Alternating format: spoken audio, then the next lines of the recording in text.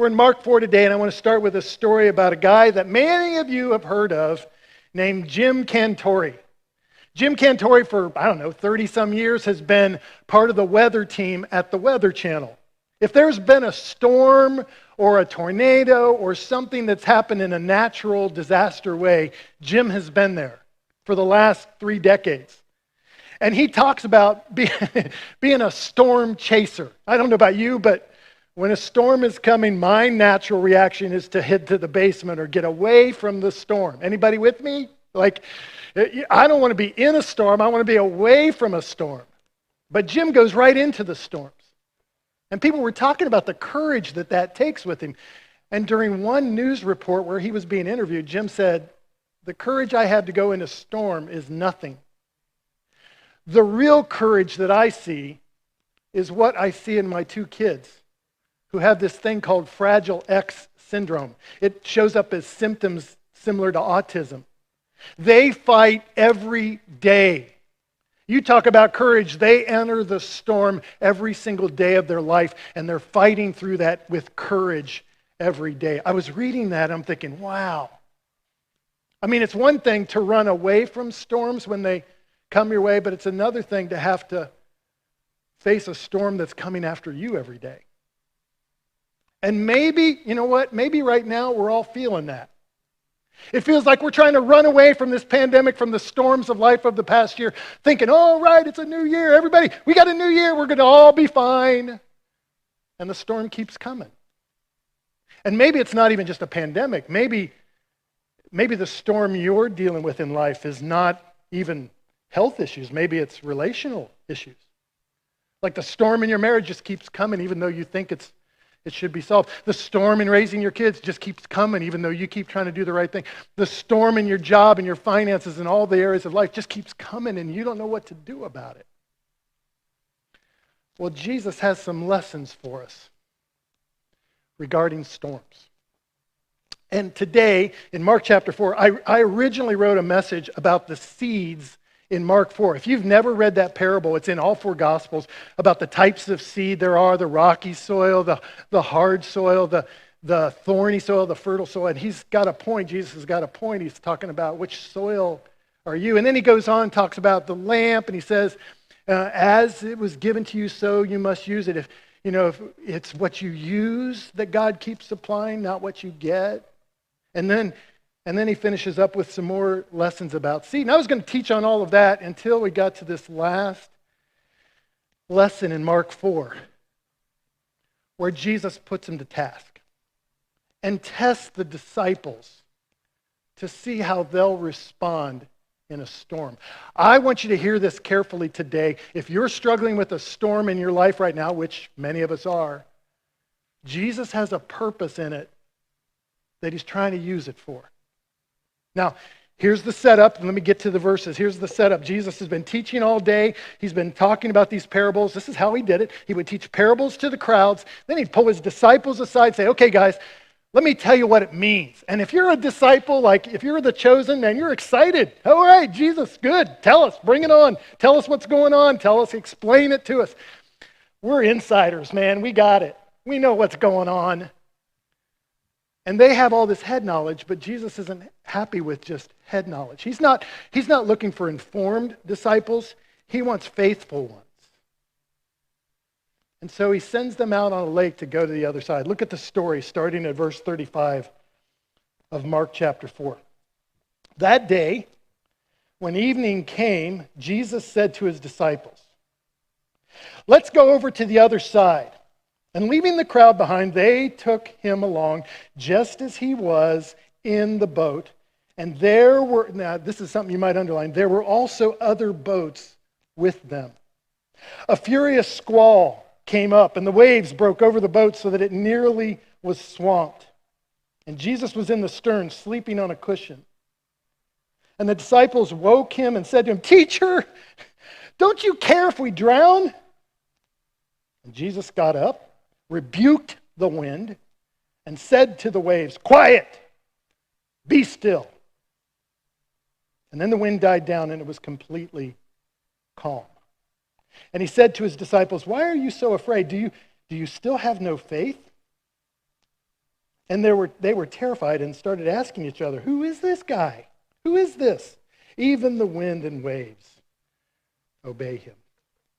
I want to show you 3 ways storms were challenging his disciples, and then the thing that Jesus is trying to do in the midst of a storm.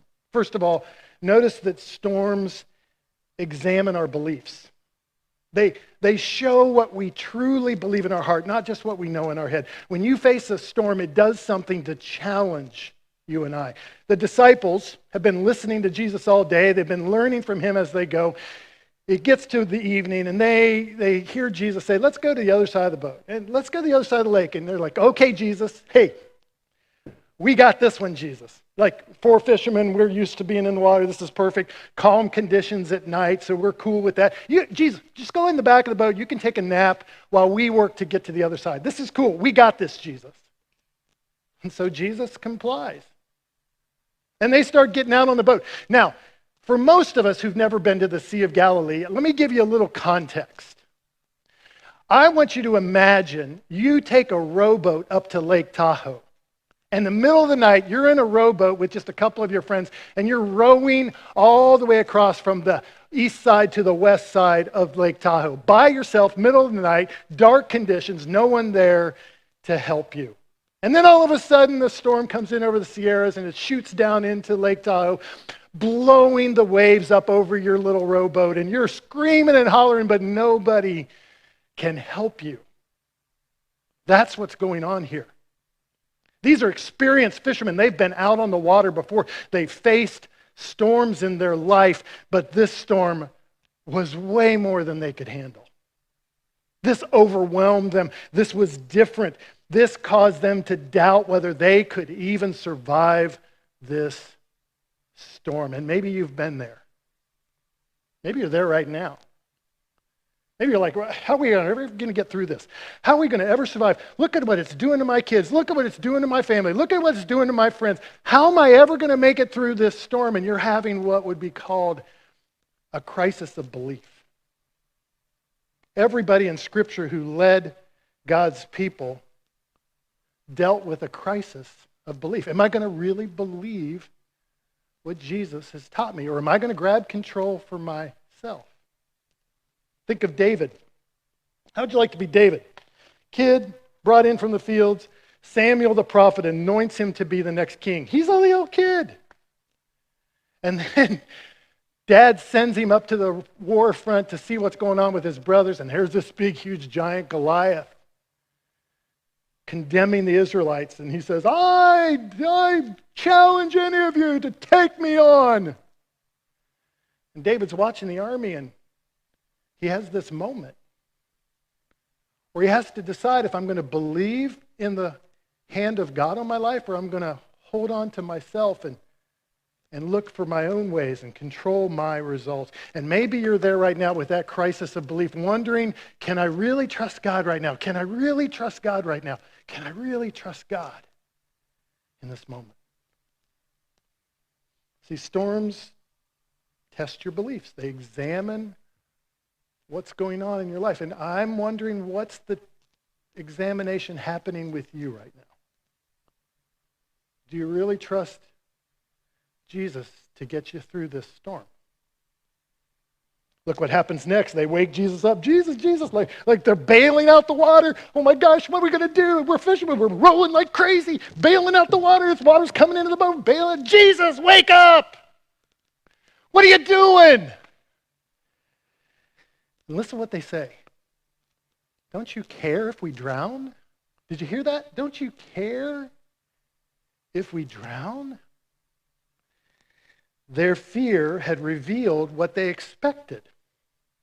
Jesus, don't you care? I thought you cared. Like, you're supposed to protect us. That's the job, Jesus. Like, we signed up so that you would give us safety in our life. You'd protect us from the storms. You're supposed to keep the storms away from us, Jesus. Don't you get it?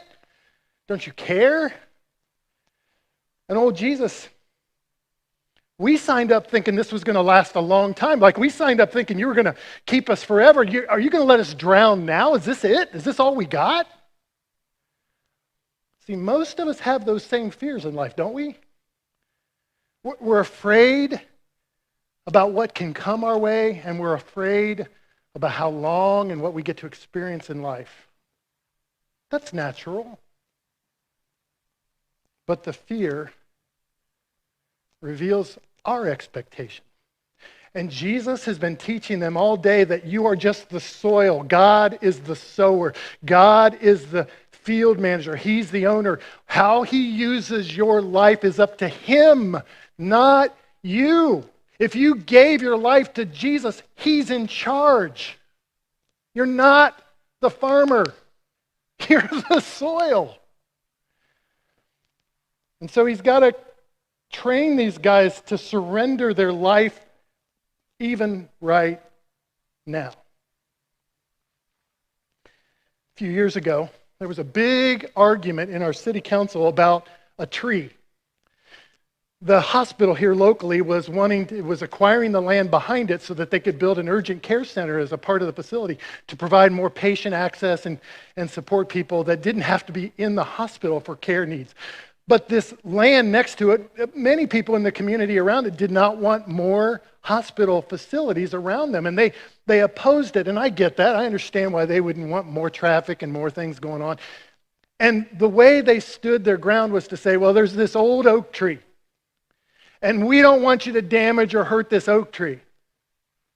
So the hospital system offered to physically move the tree from one side of the property to the other so they could build their facility. And this tree, which is still there today, stands on the property where they physically moved it.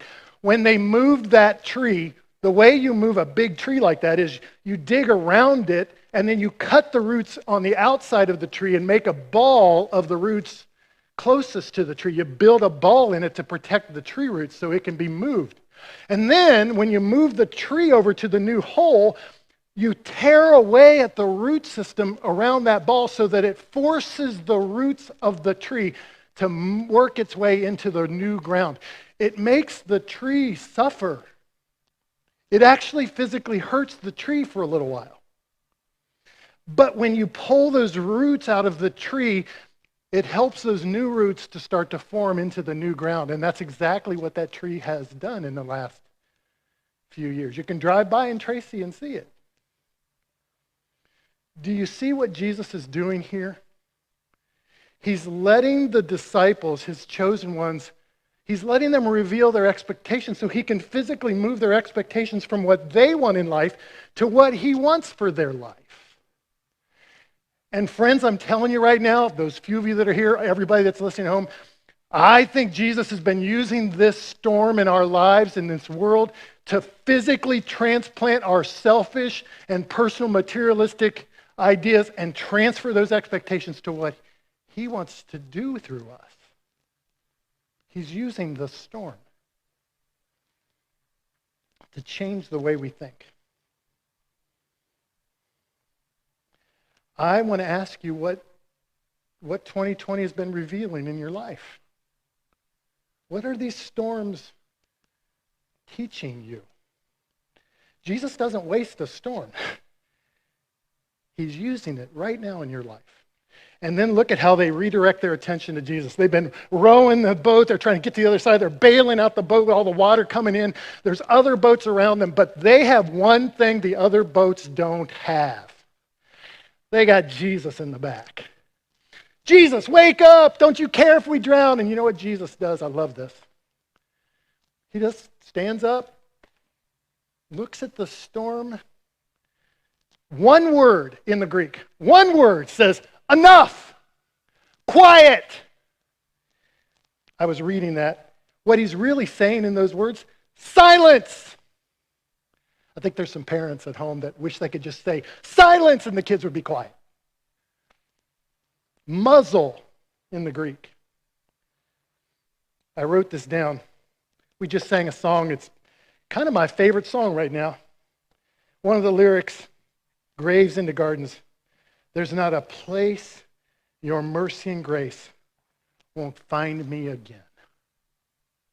And Jesus doesn't lecture the guys. He doesn't chastise them. He doesn't pause and wait to see how long they'll go. He wakes up and he instantly stops the storm. I love that. When I put my attention on Jesus instead of my fears, Jesus shows up in my life. He takes control of the storm. And friends, you can be in a storm right now and still be going through a storm, but when you put your attention on Jesus, when you redirect your attention to Jesus, it's amazing how quickly the storm doesn't matter anymore. Because when you got Jesus in your boat, you don't have to be afraid of the storm.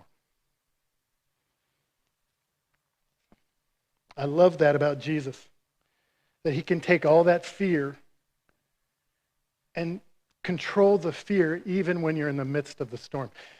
Oh, about 30 years ago, 25, 30 years ago, Diane and I, we scheduled a trip down to Florida for a little vacation. I'd been working all the way through the summer.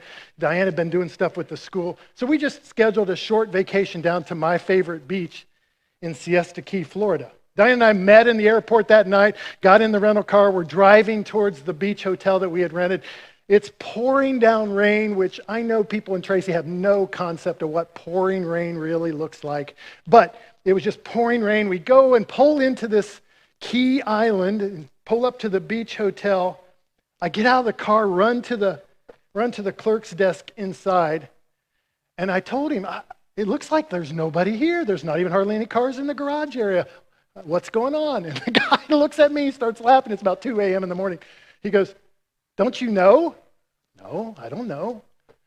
There's a hurricane coming. I'm like, what?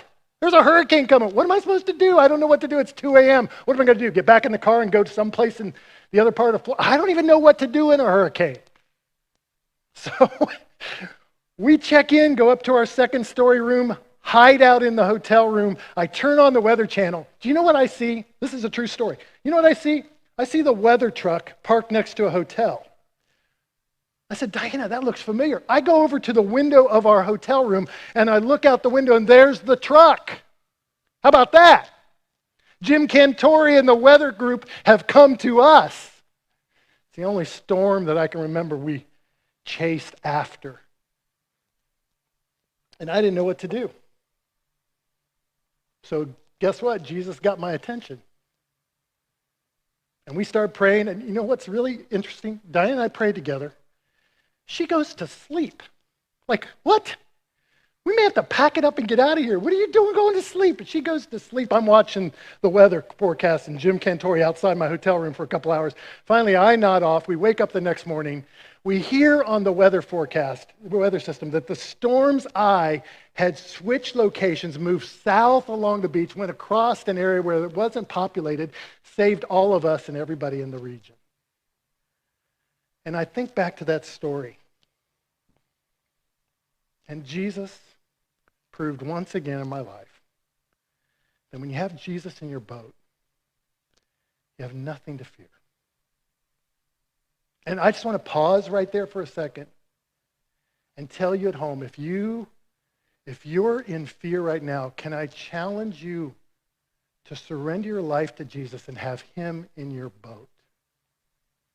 Because then he will take care of your life. And then Jesus makes his point, not in a parable, not in a teaching, but in a simple question. And I want you to read this question clearly. Some of you might read this question like an interrogation or a condemnation. That's not his heart here. Jesus just turns to the disciples. He said, okay, guys, why were you afraid? Let's talk about it. Do you have no faith in this?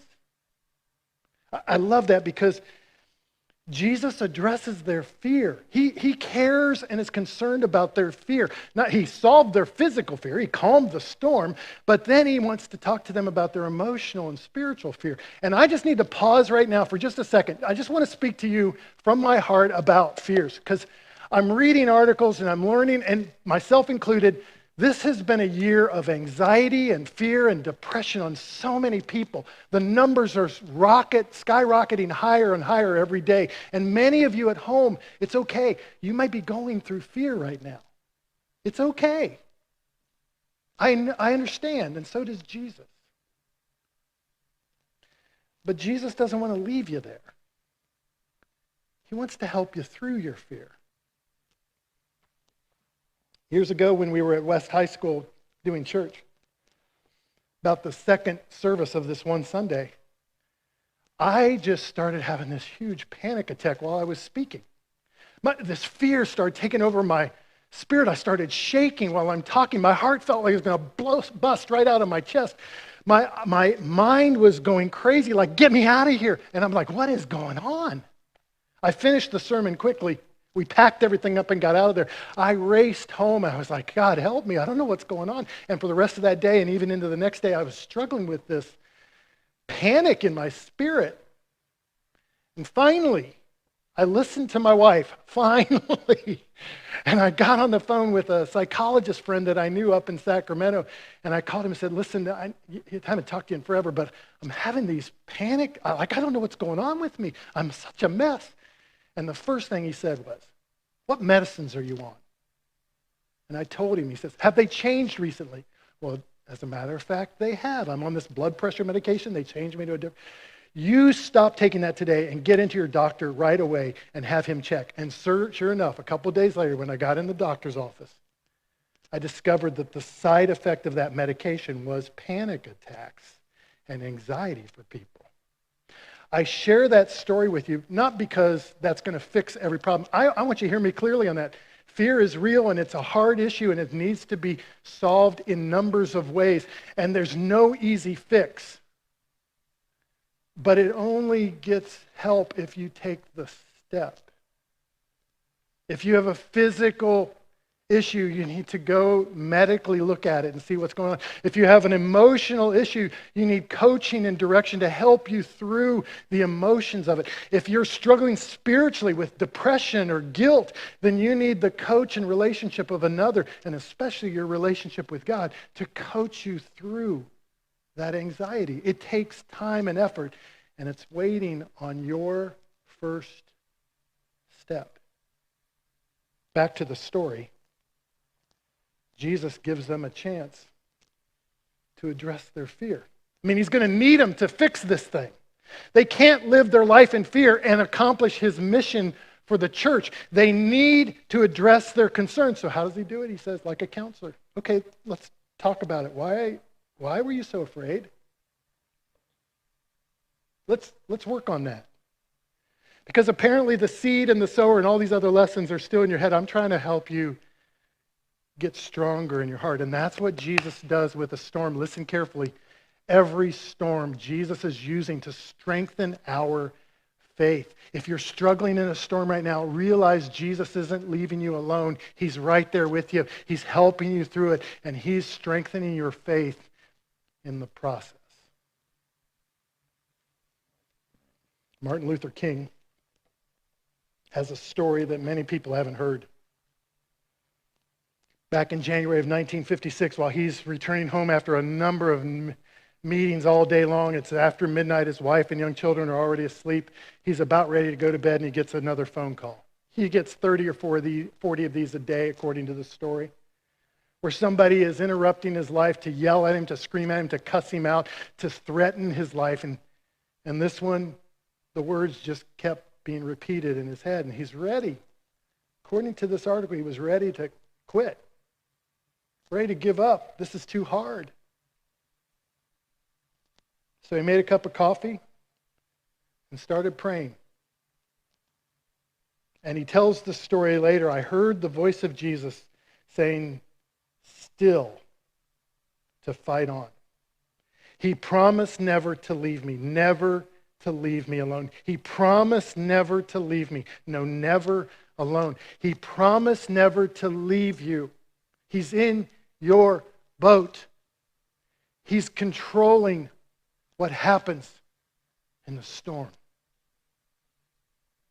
And Martin Luther King, in the stillness of that Alabama night, continued his stance against racism, calling people to something better. Friends, Jesus is calling you to something better.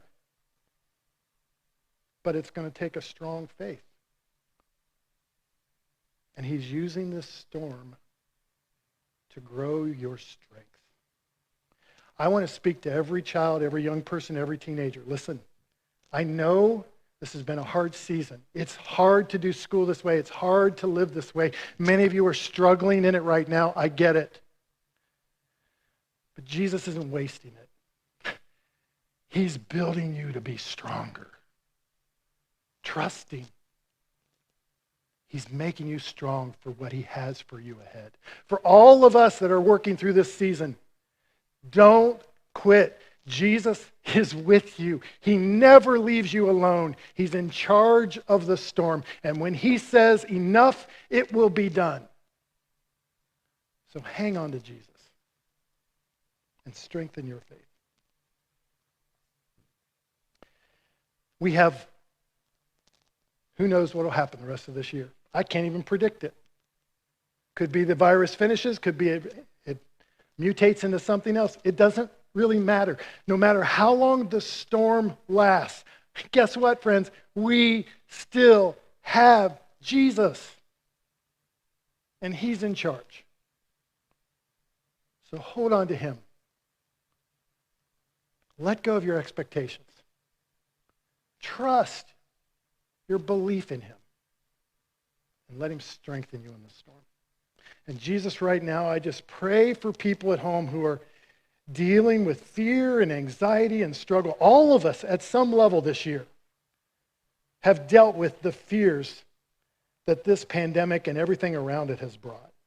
But you're still in charge. You're still over the storm. So I pray today your Spirit would fall on each one of us to give us the strength we need to fight through the storm until the day comes where you say, quiet, muzzle, be still, because you're still in charge. Thank you for your love for us, and we praise you in Jesus' name. And everybody at home said, amen. I'm going to turn you over to your reflection time. I encourage you to talk about what you just heard. Share some things with each other. If you need to take a step in your own fear or anxiety or depression, if you're struggling with that today, please go online to journeycc.net/mental health. You can check out some resources there. Reach out to me or one of the staff, any of us at the church. We're ready to support you and help you as much as we can, because we want to connect you with the one who is over your storm. God bless you. Have a great day. We'll see you again next Sunday, and looking forward to February 7th with you gathering outdoors. Have a great day.